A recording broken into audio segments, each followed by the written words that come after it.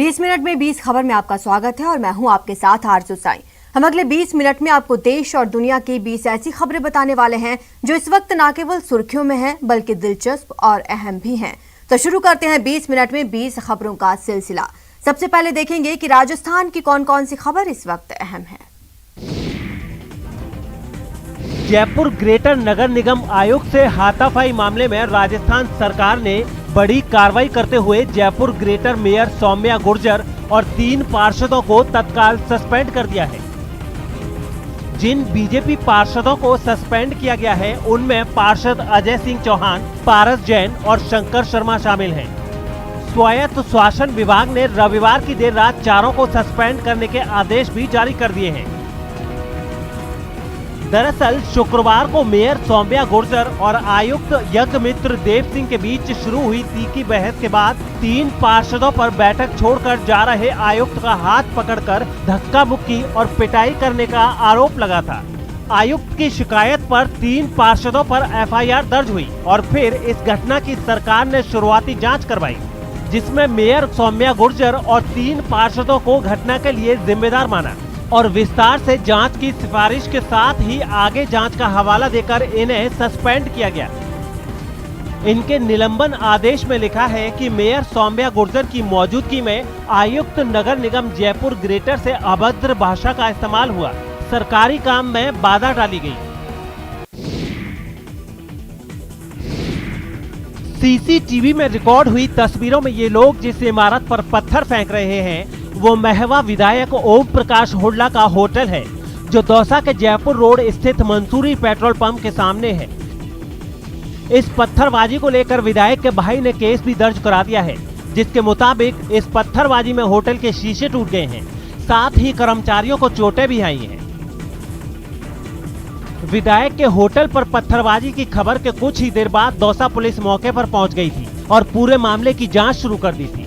शुरुआती जांच में पुलिस के हाथ ये सीसीटीवी फुटेज लगा है, लेकिन बदमाशों ने मुंह पर जो नकाब बांध रखा है उसकी वजह से उनकी पहचान नहीं हो पाई है। हालांकि पुलिस उनकी पहचान और गिरफ्तारी की पूरी कोशिश में लगी है। आज हमें सुबह सूचना मिली कि होटल हुड्डा पार्क है, बस स्टैंड से थोड़ा आगे चल के, कि कोई रात में 12:30 बजे करीब एक फॉर्च्यूनर गाड़ी में 2 लोग आए और उन्होंने उस पर पथराव किया, जिसमें उनके जो कांच थे पार्क के वो टूट गए, अंदर तक पत्थर और कांच गए हैं, जिसमें अंदर रह रहे उनके जो कर्मचारी थे उनके भी लग सकती थी। इस हमले को लेकर विधायक की ओर से आशंका जताई जा रही है कि स्थानीय जनप्रतिनिधि जो उन्हें पसंद नहीं करते, हो सकता है उनके इशारे पर यह पत्थरबाजी हुई हो।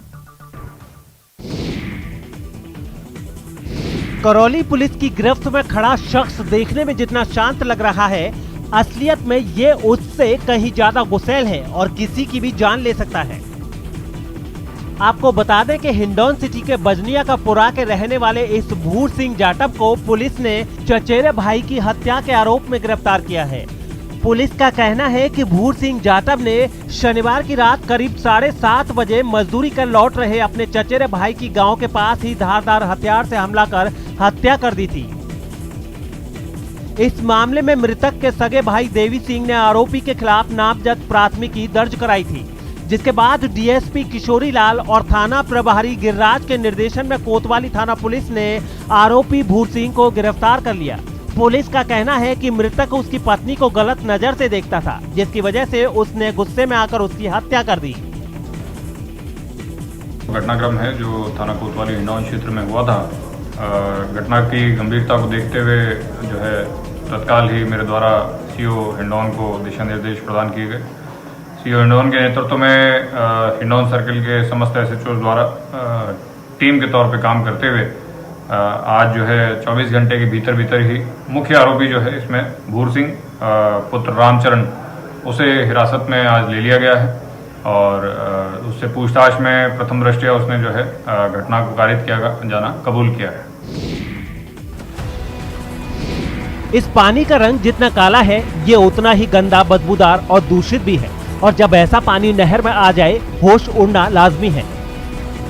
कोयले सा काला पानी वाली ये तस्वीरें श्री गंगानगर से आई हैं, जहां मरुद्रा की जीवनदायिनी कही जाने वाली इंदिरा गांधी नहर परियोजना में नहरबंदी के बाद पंजाब के हरीके बैराज से पानी छोड़ा गया है। बताया जा रहा है कि इस पानी में फैक्ट्रियों से निकला केमिकल है, जिसकी वजह से इसका रंग काला हो गया है और इससे बदबू भी आ रही है। आपको बता दें कि श्री गंगानगर हनुमानगढ़ जिले के लोग पिछले काफी समय से पंजाब से आ रहे केमिकल युक्त जहरीले पानी के खिलाफ लड़ाई लड़ रहे हैं, लेकिन ना तो राजस्थान सरकार और ना ही पंजाब सरकार के साथ साथ केंद्र सरकार इस पानी को साफ करने या फैक्ट्रियों के केमिकल को पानी में मिलने से रोकने के लिए कोई कदम उठा रही है। पंजाब से आ रहे केमिकल युक्त जहरीले दूषित पानी की वजह से इस इलाके के लोग कैंसर जैसी कई बीमारियों से पीड़ित हो रहे हैं, लेकिन उनकी सुध लेने वाला कोई नहीं है। आपको बता दें कि 70 दिनों की ऐतिहासिक नहरबंदी के बाद पेयजल आपूर्ति के लिए 10 जून तक 6000 क्यूसेक पानी छोड़ा जा रहा है। वहीं 11 से 30 जून तक मात्र 4000 क्यूसेक पानी छोड़ा जाएगा। ये जो पानी बह रहा है, जिसको आप देख रहे हो, केमिकल युक्त जहरीला पानी है। ये पानी राजस्थान के 8 जिलों के लोग, गंगानगर सहित जो 8 जिले हैं, जैसलमेर, बाड़मेर, बीकानेर, इन 8 जिलों के लोग पीने के पानी के रूप में इस पानी का उपयोग लेते हैं। इस पीने के पानी के कारण गंगानगर सहित 8 जिलों में गंभीर बीमारियों ने अपने घर बना लिए हैं। राजस्थान में कोरोना वायरस का प्रकोप कम होने के साथ ही अब ब्लैक फंगस चुनौती बन गया है। यहाँ करीब 2400 से ज्यादा केस सामने आ चुके हैं। इनमें अकेले 50% केस राजधानी जयपुर से सामने आए हैं। जयपुर में अब तक ब्लैक फंगस से संक्रमण के 1054 मामले सामने आए हैं। इनमें 44 लोगों की जयपुर में मौत भी हो चुकी है। यहाँ के अलग अलग अस्पतालों में करीब 535 लोगों की सर्जरी की गई है। इसके अलावा 426 लोगों को डिस्चार्ज कर दिया गया है। आंकड़ों के मुताबिक जयपुर में ब्लैक फंगस का शिकार हुए 104 लोग ऐसे हैं जो कि कोरोना पॉजिटिव हुए थे। कोरोना संक्रमण के उपचार के साथ ही वो ब्लैक फंगस के भी शिकार हो गए। केस स्टडी में सामने आया है कि जयपुर में करीब 752 लोग ऐसे हैं जो कोरोना से रिकवर होने के बाद भी निगेटिव रिपोर्ट आने पर ब्लैक फंगस से संक्रमित हुए। रविवार को जयपुर कलेक्ट्रेट में हुई कोरोना समीक्षा बैठक में एग्रीकल्चर मंत्री लालचंद कटारिया ने भी सभी विभागों के अफसरों की मीटिंग ली। इस बैठक में मौजूद परिवहन मंत्री प्रताप सिंह खाचरियावास ने कहा कि राजस्थान में अब ब्लैक फंगस की दिक्कत ज्यादा बड़ी हो गई है। ये बीमारी हमारे प्रदेश के लिए चुनौती बन गई है। एक मरीज को 60 से 70 इंजेक्शन की जरूरत पड़ रही है। हम 40,000 का इंजेक्शन फ्री दे रहे हैं, इलाज फ्री कर रहे हैं, लेकिन इतनी बड़ी तादाद में हमारे पास इंजेक्शन नहीं है। इसके लिए राजस्थान सरकार पूरी तरह से केंद्र पर निर्भर है। कई दिनों बाद भरपेट खाना मिला है, लिहाजा बंदर खुशी के मारे झूम रहे हैं। कूद फांद कर एक दूसरे से खुशियां बांट रहे हैं और एक दूसरे से भोजन शेयर कर रहे हैं। बंदरों के साथ साथ गाय और दूसरे जानवर भी बहुत दिनों बाद बेफिक्र होकर खा रहे हैं। दरअसल राज्य सरकार की ओर से लगाए गए पूर्ण लॉकडाउन की वजह से चित्तौड़गढ़ दुर्ग पर देसी और विदेशी पर्यटकों की आवाजाही बंद थी। ऐसे में इस इलाके में रहने वाले बंदरों और दूसरे जानवरों को खाना नहीं मिल पा रहा था। ये जानवर खाने के लिए पर्यटकों पर ही निर्भर रहते थे। ऐसे में जब पर्यटकों का आना बंद हो गया तो इनके भोजन का जरिया भी बंद हो गया। हालांकि समय समय पर कुछ लोग और गैर सरकारी संस्थाएं इन्हें खाना देती रहती हैं। इसी कड़ी में रविवार को जब चतुर्वेदी नवयुवक मंडल के कार्यकर्ताओं ने दुर्ग पर वन्य जीवों को 1 क्विंटल आटे की बटियां बनाकर खिलाई तो जानवर खुशी के मारे झूम उठे। 100 किलो आटे की लगभग बाटियाँ बनाई है और इन बंदरों को, गायों को इनको खिलाई है। नेक्स्ट संडे फिर हम लोगों का कोई प्लान है, इसी तरह से हम चारा है, रचका या और भी कोई चीज़ होगी वो बंदरों को खिलाएंगे, जानवरों को खिलाएंगे, सबको गौशालाओं में भेजेंगे। ये हम लोग काम करते हैं। राजस्थान में भले ही कोरोना के मामले में कमी आई हो, लेकिन फिर भी लोगों को सावधानी बरतने की जरूरत है। यही संदेश जन जन तक पहुंचाने के लिए डूंगरपुर की सड़कों और दीवारों पर कोरोना और ब्लैक फंगस को लेकर पेंटिंग्स बनाई जा रही हैं। नगर परिषद की ओर से बनवाई जा रही इन पेंटिंग्स में कोरोना से बचने के उपाय, मास्क पहनने का संदेश और सोशल डिस्टेंसिंग के साथ साथ कोरोना गाइडलाइंस का पूरी तरह से पालन करने का संदेश शामिल है। नगर परिषद की ओर से कहा गया है कि शहर की प्रमुख सड़कों, चौक चौराहों के अलावा सार्वजनिक दीवारों पर भी कोरोना संक्रमण के साथ साथ ब्लैक फंगस, व्हाइट फंगस और येलो फंगस जैसी घातक बीमारियों से बचाव को लेकर पेंटिंग्स बनाई जा रही हैं। में जो मुख्य मार्ग है वहाँ चौराहों पर और दीवारों पर कोरोना से बचाव के लिए, इसके साथ ही कोरोना के बाद में जो ब्लैक फंगस जिसे भी महामारी घोषित किया गया है, उससे लोगों को कैसे जागरूक किया जाए, इसके लिए नगर परिषद जगह जगह पर लोगों को समझा रही है और पेंटिंग के माध्यम से जागरूक करने का प्रयास किया जा रहा है। सड़क किनारे सुकून से खाना बना रहे ये वो ट्रक ड्राइवर हैं जो आपकी जरूरत का सामान आप तक पहुंचाने के लिए घंटों ट्रक चलाते रहते हैं। 1.5 साल पहले तक ये ट्रक ड्राइवर और इनके हेल्पर हाईवे किनारे बने होटल और ढाबों पर खाना खाया करते थे, लेकिन कोरोना काल में लॉकडाउन की वजह से जब होटल और ढाबों पर ताले लटकने लगे तो इन लोगों के सामने भूखे रहने की नौबत आ गई। उसी दौरान ट्रक ड्राइवरों ने मजबूरी में खाना बनाना सीख लिया। पहल तो इन्हें हाईवे किनारे खाना बनाने में बड़ी परेशानी का सामना करना पड़ता था, लेकिन अब इन्हें इनकी आदत हो गई है और जब भी इन्हें भूख लगती है छायादार जगह में ये ट्रक खड़ा कर हाईवे किनारे ही खाना बना लेते हैं और फिर निकल पड़ते हैं आप तक आपकी जरूरत का सामान पहुंचाने। पिछले 1.5 साल से कोरोना का संकट चल रहा है पूरे देश में। कभी लॉकडाउन लगता है तो कभी मिनी लॉकडाउन से छूटें मिलती हैं। वर्तमान में मिनी लॉकडाउन लगा हुआ है, लेकिन होटल ढाबे आदि बंद हैं, जिसके चलते इन ट्रक चालकों को काफ़ी परेशानियों का सामना करना पड़ता है।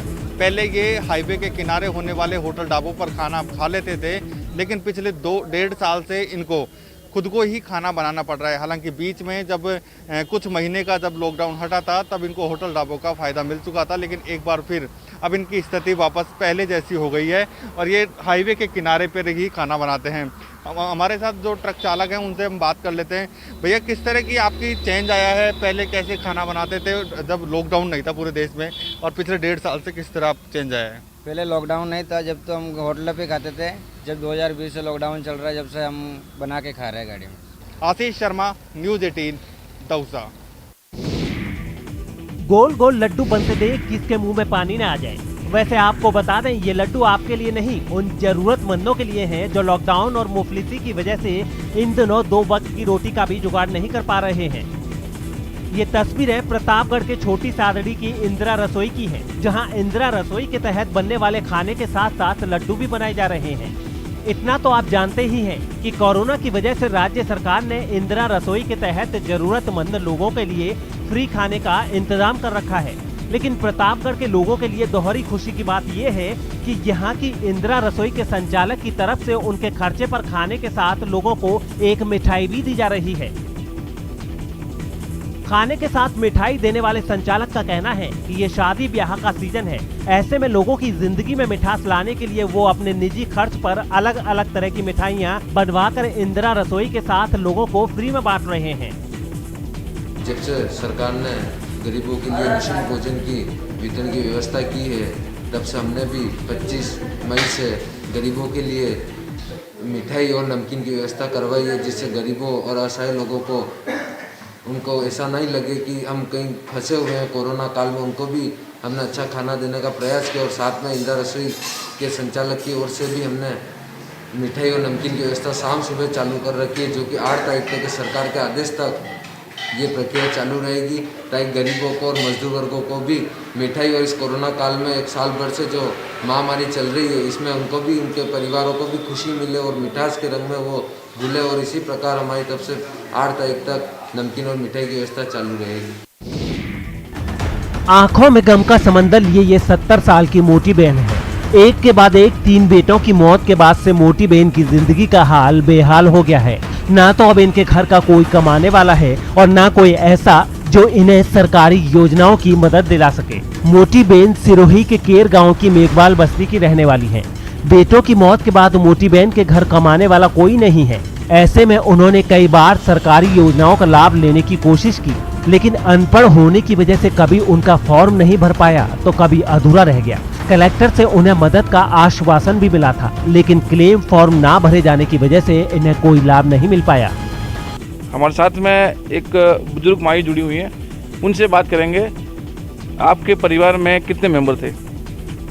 बापसी तो 3 चोरा था, जो 3 बापसी चलिया। अच्छा, उनकी मौत कैसे हुई? 3 बच्चों की कतरे पुयर पाया मन बापसी एक तो बापसी हाथ जुबेन मुआ तो अड्डे माते। हाँ, हाथ जुबिया तो जो ने एक के बीमार बे न चलियो बापसी हाँ।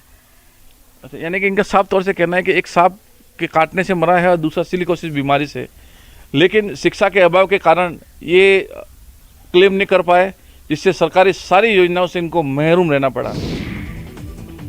20 मिनट 20 खबर में अब देख लेते हैं कुछ दूसरे राज्यों की खबरें। मुंबई के बांद्रा इलाके में 4 मंजिला बिल्डिंग का एक हिस्सा गिर जाने से एक शख्स की मौत हो गई, जबकि 5 लोग जख्मी हुए हैं। बताया जा रहा है कि रविवार की देर रात करीब 1:30 बजे इस 4 मंजिला इमारत का एक हिस्सा गिर गया। बिल्डिंग के इस हिस्से के गिरने से हुई आवाज से आसपास के लोग दहशत में आ गए और आनन फानन में फायर डिपार्टमेंट और स्थानीय पुलिस को इसकी खबर दी गई। कुछ ही देर में फायर ब्रिगेड और पुलिस की टीम मौके पर पहुंची और घायलों को तुरंत अस्पताल में एडमिट कराया गया। हादसे के बाद कांग्रेस विधायक जीशान सिद्दीकी भी मौके पर पहुंचे। बीएमसी के कर्मचारियों को तभी से 3 घंटे से ज़्यादा से रिक्वेस्ट कर रहे हैं कि लेबर लोग भेजिए, मगर लोकल्स को फायर ब्रिगेड की मदद करनी पड़ रही है और इधर मलबा हटाने का काम कर रहे हैं। अभी तक कोई लेबर आया नहीं है बीएमसी की तरफ से। आपको बता दें कि मुंबई में रविवार की रात बारिश भी हो रही थी, जिसकी वजह से राहत और बचाव कार्य में फायर डिपार्टमेंट के लोगों को मुश्किलें पेश आईं। हालांकि इसके बाद भी फायर कर्मी इस कोशिश में लगे रहे कि मलबे में कोई और फंसा न रह जाए।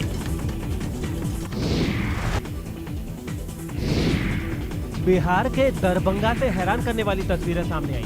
वहां एक दुकानदार की पिटाई से भड़के लोगों ने पुलिस को दौड़ा दिया। आरोप है कि पुलिस ने लॉकडाउन तोड़ने का हवाला देकर उस दुकानदार की पिटाई कर दी, जिस पर आसपास के लोगों का गुस्सा इतना भड़क गया कि वो पुलिस के पीछे दौड़ पड़े। लोगों के तेवर देखकर पुलिस वाले अपनी गाड़ी में बैठकर वहां से भागने को मजबूर हो गए, लेकिन लोगों ने काफी दूर तक उनकी गाड़ी का पीछा भी किया। पुलिस की गाड़ी के पीछे भागने वालों में इलाके के बड़े बुजुर्गों के साथ कुछ बच्चे भी दिखाई दिए।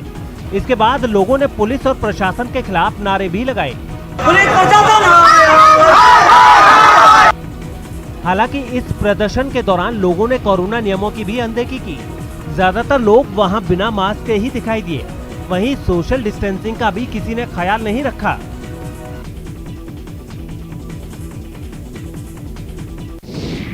बिहार के सीतामढ़ी से एक चौंकाने वाला वीडियो सामने आया है। वहां मामूली विवाद में 2 पक्षों के बीच जमकर मारपीट हो गई, जिसमें कई लोग घायल हो गए। बताया गया है कि हंगामे की शुरुआत गाना बजाने के मुद्दे पर हुई, जो देखते ही देखते इतनी बढ़ गई कि दोनों पक्षों के लोग एक दूसरे के खून के प्यासे हो गए। कुछ लोग डंडों से तो कुछ बेल्ट से हमला करते दिखाई दिए। वहीं 1-2 लोगों ने तो कुर्सियों को ही हथियार बना लिया।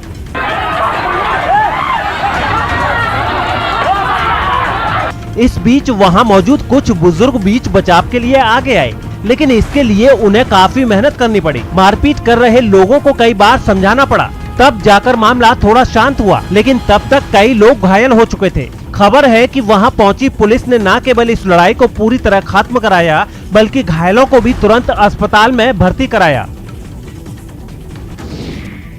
उत्तर प्रदेश के मेरठ से हैरान करने वाली तस्वीरें सामने आई। वहां पुराने विवाद पर 2 पक्षों ने बीच सड़क पर खूब पत्थरबाजी की। बताया गया है कि एक दिन पहले ही दोनों पक्ष किसी बात पर लड़ गए थे, लेकिन तब तक उनके बीच समझौता भी हो गया था। लेकिन इस समझौते के अगले ही दिन एक बार फिर उसी मुद्दे पर विवाद गहरा गया और फिर दोनों पक्षों के लोग आमने सामने हो गए। उन्होंने बीच सड़क पर ही एक दूसरे पर पत्थर बरसाने शुरू कर दिए, जिससे पूरे इलाके में अफरा तफरी मच गई। कुछ ही देर में उनके बीच पत्थरों की बारिश होने लगी। खबर है कि इससे घबराकर आसपास के दुकानदारों ने तुरंत अपनी दुकानें बंद कर दी, जो कोरोना कर्फ्यू में थोड़ी देर के लिए ही खुली थी। इसके बाद खबर मिलते ही वहां पुलिस पहुंच गई, तब जाकर उनका झगड़ा शांत हुआ। किसी पक्ष को चोट नहीं आई है इस घटना में, लेकिन फिर भी मौके से 3 लोगों को पकड़ के हिरासत में लिया गया है। इस घटना की वजह से इलाके में तनाव फैल गया, जिसे देखते हुए वहां पुलिस के कई जवान तैनात कर दिए गए। गोवा के पास समंदर में एक जहाज के कैप्टन को अस्पताल पहुंचाने के लिए कोस्ट गार्ड ने रेस्क्यू ऑपरेशन चलाया। बताया गया है कि उस जहाज के कप्तान की तबीयत अचानक खराब हो गई, जिसकी खबर मिलते ही कोस्ट गार्ड ने बिना वक्त गवाए एक चेतक हेलीकॉप्टर को उस जहाज के कप्तान को लाने के लिए भेज दिया। थोड़ी ही देर में हेलीकॉप्टर समंदर में जहाज के पास मंडराता देखा। वहां बीमार कप्तान की हालत लगातार खराब हो रही थी। इसके बाद उन्हें वहां मौजूद दूसरे कर्मचारियों ने सहारा देकर एयरलिफ्ट करवाया।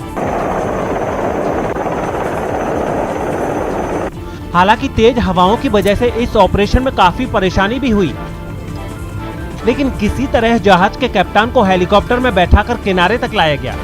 इसके बाद उन्हें एम्बुलेंस से अस्पताल भिजवा दिया गया। चलिए अब देख लेते हैं अंतर्राष्ट्रीय जगत की कुछ अहम खबरें। पाकिस्तान में सिंध के डहार इलाके में हुए ट्रेन हादसे में 30 से ज्यादा लोगों की मौत हो गई है, जबकि 50 से ज्यादा लोग घायल बताए जा रहे हैं। जानकारी के मुताबिक मिल्लत एक्सप्रेस और सर सैयद एक्सप्रेस के बीच टक्कर हो गई, जिसमें कई बोगियां एक दूसरे के ऊपर चढ़ गईं। यह हादसा घोटकी के पास रेती और डहारकी रेलवे स्टेशन के बीच सोमवार की अहले सुबह करीब 3:45 बजे हुआ। बताया जा रहा है कि मिल्लत एक्सप्रेस की बोगियां अनियंत्रित होकर दूसरी ट्रैक पर जा गिरी थीं और इस दौरान सामने से आ रही सर सैयद एक्सप्रेस उससे टकरा गई। इस हादसे में दोनों ट्रेनों की कई बोगियां एक दूसरे पर चढ़ गईं। ये भी बताया जा रहा है कि मिल्लत एक्सप्रेस कराची से सरगोदा और सर सैयद एक्सप्रेस रावलपिंडी से कराची जा रही थी। स्थानीय अधिकारियों का कहना है कि दोनों ट्रेनों की 13 से 14 बोगियां पटरी से उतर गई हैं। इनमें 6 से 8 पूरी तरह से बर्बाद हो चुकी हैं, इसलिए लोगों को रेस्क्यू करने में परेशानी हुई है। हादसे के बाद घायलों को अस्पताल पहुंचाया गया है। घायल लोगों को घोटकी, ढारकी, ओबरो और मीरपुर मैथैलो के अस्पताल में भेजा गया है। साथ ही डॉक्टरों और पैरामेडिकल स्टाफ को भी ड्यूटी पर बुला लिया गया है। पाकिस्तान के कराची में रविवार को एक बार फिर दंगे भड़क उठे। पुलिस और स्थानीय लोगों के मुताबिक सैकड़ों प्रदर्शनकारियों ने बहरिया टाउन कराची पर हमला कर दिया और एक हाउसिंग सोसाइटी में कई दुकानों और गाड़ियों में आग लगा दी। पुश्तैनी जमीनों से बेदखल किए जाने का विरोध करने के लिए बड़ी संख्या में प्रदर्शनकारी सुपर हाईवे पर हाउसिंग सोसाइटी के बाहर धरना दे रहे थे। वहां किसी भी मुश्किल परिस्थिति से निपटने के लिए भारी पुलिस बल भी मौजूद था। इसके अलावा बहरिया टाउन मैनेजमेंट ने एंट्री गेट को कंटेनर से सील कर दिया था, लेकिन प्रदर्शनकारी बैरिकेडिंग गेट तोड़कर हाउसिंग सोसाइटी में घुस गए और एक सुजुकी कार शोरूम और एक फास्ट फूड जॉइंट को आग के हवाले कर दिया। इसके अलावा प्रदर्शनकारियों ने 2 एटीएम भी लूट लिए। हालांकि कुछ देर बाद पुलिस ने भीड़ को तितर बितर कर दिया। दंगों और आगजनी के कई वीडियो सोशल मीडिया पर वायरल हो रहे हैं। बताया जा रहा है कि ये धरना आसपास के गांवों के निवासियों ने आयोजित किया था। दरअसल इन लोगों